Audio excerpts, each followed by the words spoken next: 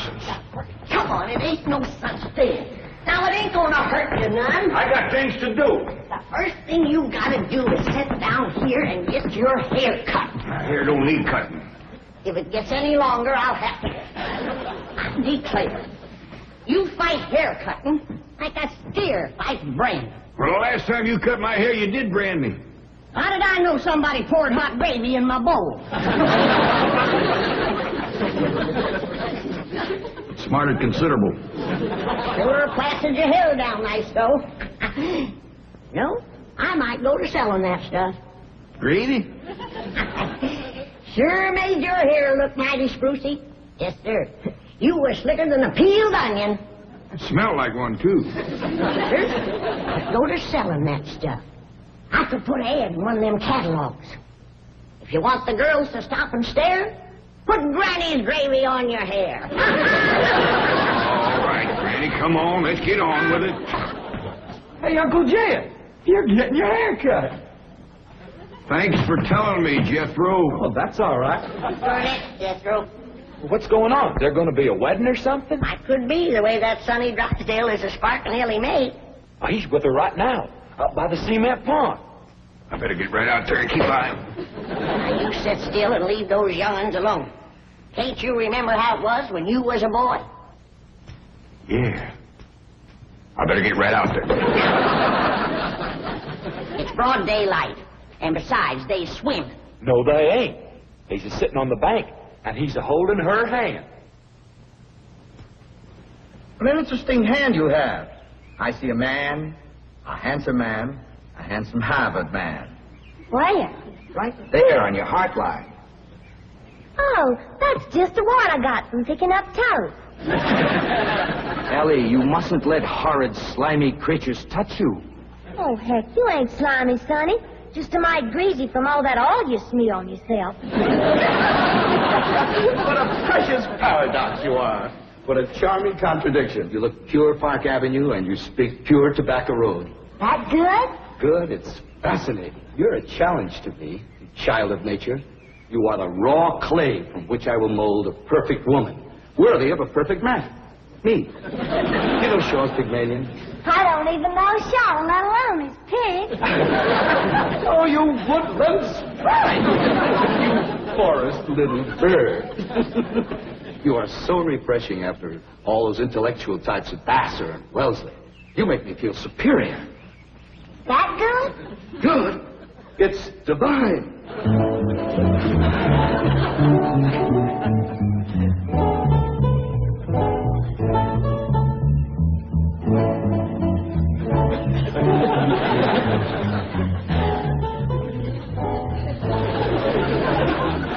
I am Caesar. You are a fair-skinned captive, a barbarian slave. Shall I drag you through the streets of Rome behind my chariot? Or shall I throw you into the arena with my lions? No, Caesar has other plans for you, my little savage. You shall be my slave, yes, but only the invisible bonds of love shall make you my prisoner. Come, I shall strum upon my lyre and recite odes to your beauty. What say you to that, fair maiden? How speak you now to mighty Caesar? I'd be quiet, Sonny. You're more fun than a bucket of tadpoles.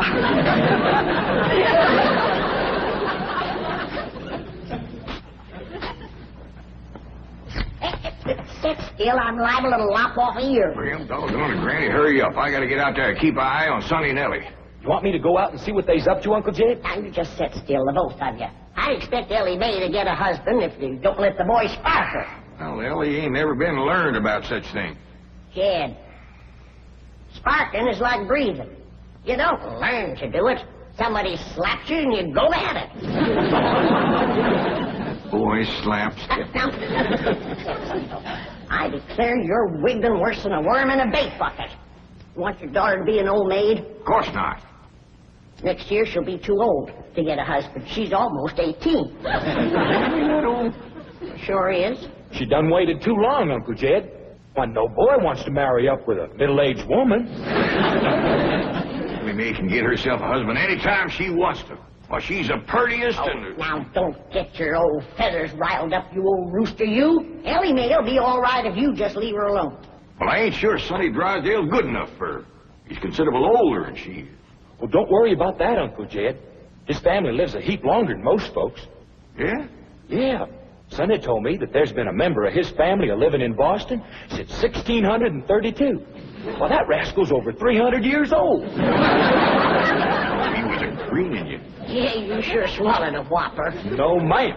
Sonny's honest. Why, he's so honest he has to have somebody do his lying for him. Do his lying for him. Yes, sir. Why, I heard him call through the heads to Elly. He says, I'm coming over to serenade you, and I'm gonna bring my liar.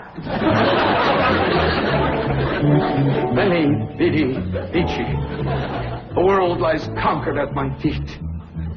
And yet, I tremble at the nearness of this flaxen-haired barbarian. Could it be that the invincible Caesar is about to be vanquished?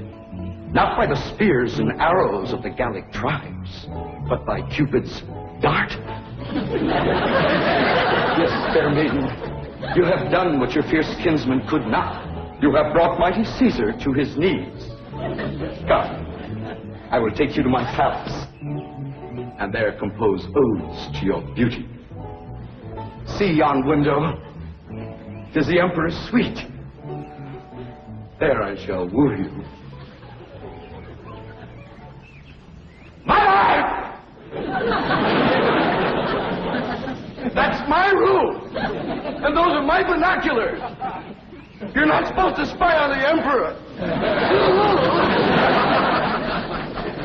What are you trying to tell me, Sonny? Mumsy can see you, but she can't hear you.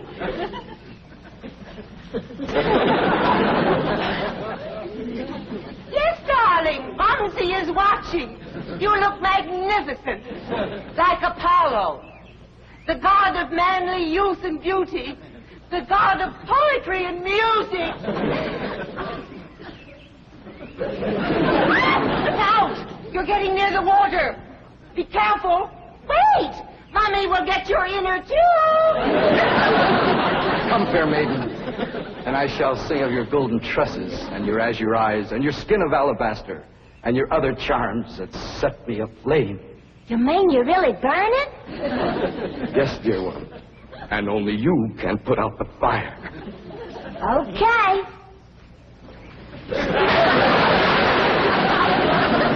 How's that, Sonny? You feel better now?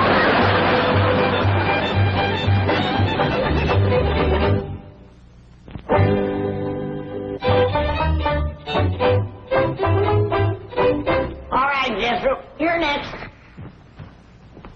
Oh, hi, Elly May. Where's Sonny? Well, he went home to his mama. You didn't throw him down and hurt him again, did you? Don't you know, Pa? He caught fire, so I wetted him down in the pond. Sounds like you done the right thing.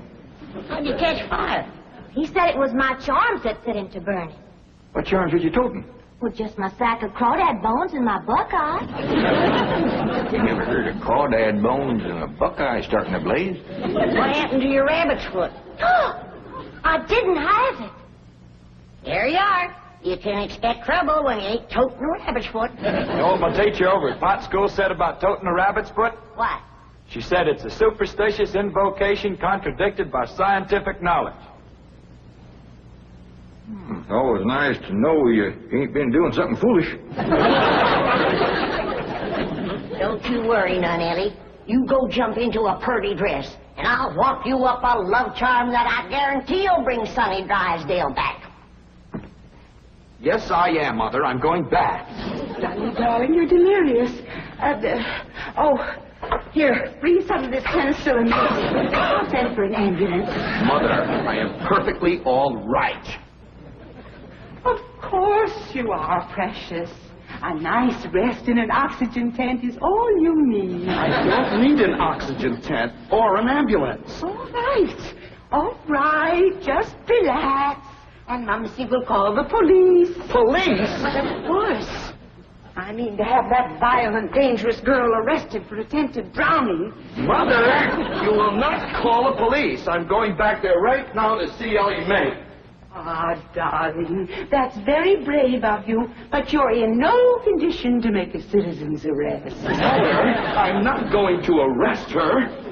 I want to help her, to work with her, to tutor her. What? She's like a wild, wonderful jungle cat, and I'm going to tame her. Sonny, you are delirious. I'll call the doctor. Mother? My mind is made up. That girl needs me. For the first time in my life, somebody really needs me. I need you. The whole world needs you. Elly May Clampett needs me, and I need her. I'll be her Pygmalion, and she'll be my Galatea. Sonny, you're not becoming emotionally involved with that creature.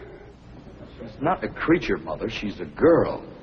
A wild, wonderful, beautiful, ravishing girl. Yes, I am becoming emotionally involved. I forbid it.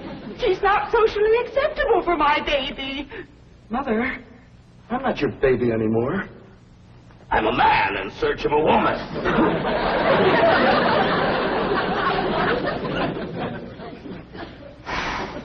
Where did he learn that language?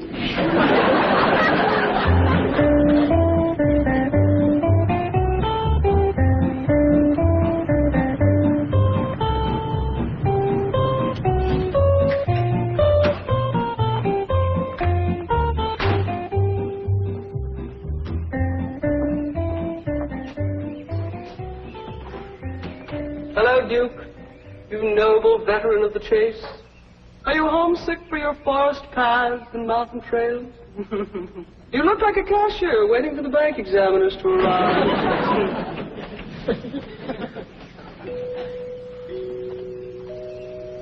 You know, if you were a cashier, you could hide $1 million in here.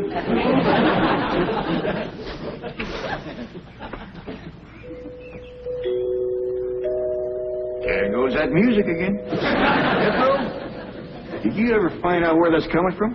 No, sir, I didn't. Every time I went to looking for it, somebody always come to the door. This time I'm going to find it for sure. You see?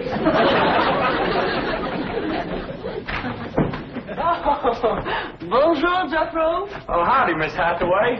No. When I say bonjour, Jethro, you say bonjour, Mademoiselle Jane. Now say it. Bonjour, Mademoiselle Jane. Bonjour, Mademoiselle Jane. That's very good. Except for the mwah. Must be soft. Mwah. Mwah. No. Watch my lips closely. Mwah. Try that. Mwah. Try it again. Mwah. That's closer. Try again. Mwah. Once more. Mwah. Close in on her, Jethro. Oh, Mr. Clampett, I was attempting to teach Jethro to articulate the Gallic diphthong. No matter what fancy name you call it, he ain't very good at it. He'll learn. But now to the purpose of my visit. Is Sonny Drysdale here? No, but he will be. Granny's out in the kitchen whomping up a love charm for Elly to give to him. She said to bring him on the run. Mr. Clampett, I am reluctant to disillusion you about so-called love charms, but they are mere superstitious invocations and have been proved to be completely ineffective.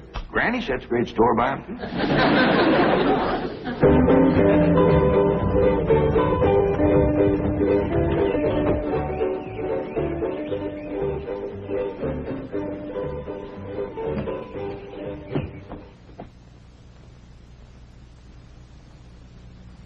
Here you are, Elly. One guaranteed love charm. Guard it with your life. What's in it, Granny? Oh, I dasn't tell you. Leastways, not just yet. But I'll give you the secret before I go on to my reward like my granny done to me. I'll guard it too, Granny. Granny? Granny, Mr. Clampett tells me that you've conjured up some sort of love charm for Elly May. Right, share it to you. It's made out of all secret stuff. That is ludicrous, irrational, sophomoric, and pure hokum. You didn't even guess one ingredient. No, Granny. Don't you come spying. I'm telling you for the good of the country. If the secret of this love charm ever got out, I shiver to think what might happen. I wouldn't want it on my conscience. Hear me now, mongrel. Neither sleep, nor snow, nor vicious beast shall keep me from the side of my beloved. Here I come, ready or not. So, you still think it won't work, huh? That is correct. All right, Elly. Open up the pouch, Mike. Now, when I drop this starching powder in it, quick close it. Press it to your heart. And say, darling, darling, my true love, come a-swooping like a dove. Darling, darling, my true love, come a-swooping like a dove. This is Elly! Elly! I have flown to your side in spite of all danger. What fate, what power have I to thank for giving wings to my feet? That little old charm maker, me.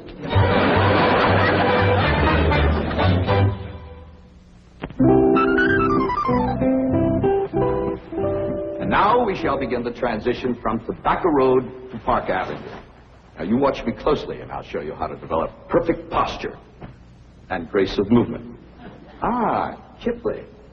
Well, do you like Kipling? No, I ain't never kippled. Oh, you are a challenge, you ravishing rustic, you child of nature. Now here, you try it. There we are. Now walk. Go. You'll have to try that again. Now sit down. Now watch me. We walk as though upon a cloud, and we glide with lissome grace. And as we walk, we always keep a smile upon our face. What's he doing? Up there is something called Hillbilly. He's trying to learn it to Elly. This is how you sit in a chair, smoothly and gracefully. There ain't no chair where he's a-sitting. I know. What do you reckon's wrong with that rascal? Appears to me he's about 2 bricks shy of a load. Turn old Duke loose so we can go in there and protect Elly. Now we'll practice diction and intonation at the same time. How now, brown cow? How now, brown cow? What's he talking about? He thinks old Duke is a cow. You best fetch Granny. Appears to be she's threw too strong a charm on that boy.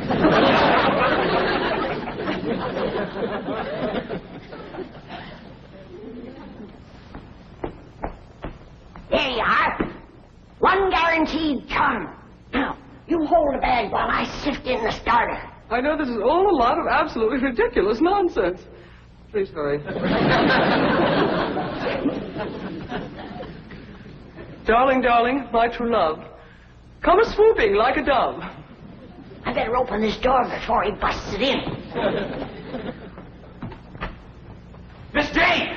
Here he is! Granny's love charm is too strong. Don't fight it! It's bigger than both of us. Circled on me. Granny, come quick. The love charm you throwed on Sonny Drysdale was too strong for him. Thank you, Granny! How now, brown cow? How now, brown cow? How now, brown cow? How now, brown cow? How's it going, Uncle Jed? Bad. Now he's got Elly believing old Duke is a cow. Like a charm, Granny? I reckon so. I'll sprinkle him with some let-go powder. While you're at it, sprinkle some on Miss Jane. She's shutting off the blood to my arm. How now, brown cow? Secret powder white as snow. Make the charm of love let go.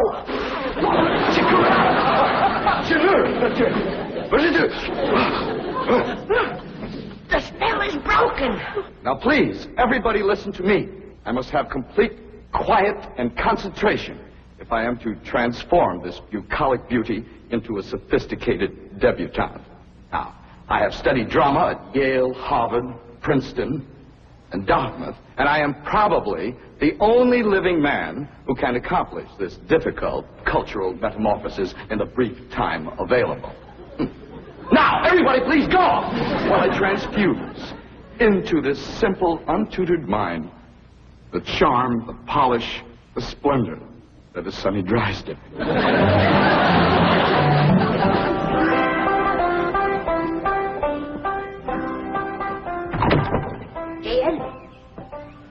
Hi, Granny. Is Elly and Sonny still in that room alone? It was the last time I was listening, a couple hours ago. They was talking about the rain in Spain, a laying in the plain. Well, I guess they can't be up to no nonsense if they're talking about the weather. Doggies, I can't wait to see Elly all polished up and talking like Sonny and Miss Jean. But while you're waiting, I got something for you. What is it? A love charm. What in Sam Hill I want with that? Ain't what you're wanting, it's what you're getting, a woman. And it's high time you got one, being a widower. Besides, the moon is bright. That's why this stuff is working so high-fired powerful. So here. Well, I ain't interested in none of these la-di-da Beverly Hills women, so here. Well, they're interested in you, so here. Who said? Jethro says. Jethro don't know nothing, so here. I reckon Jethro ought to know what's going on in his own school. Besides, I saw her making sheep's eyes at you, so here. You caught who making sheep's eyes at me? Mrs. Millicent Schuyler Potts, that's who. Oh, now. You did? Educate a woman like that? Jethro says she asks for you every day. Oh, what she want with an old mountain goat like me? If I was to put a little starting powder in there, and you was to say the magic words, no woman could resist you. I don't hold with stuff like this. You're scared, ain't you? Oh, I ain't scared. Then go ahead. I double dog dare you. Well, Open the pouch a mite. Now, well, this is just a lot of doggone nonsense. close it tight, clamp it to your heart, and say the words.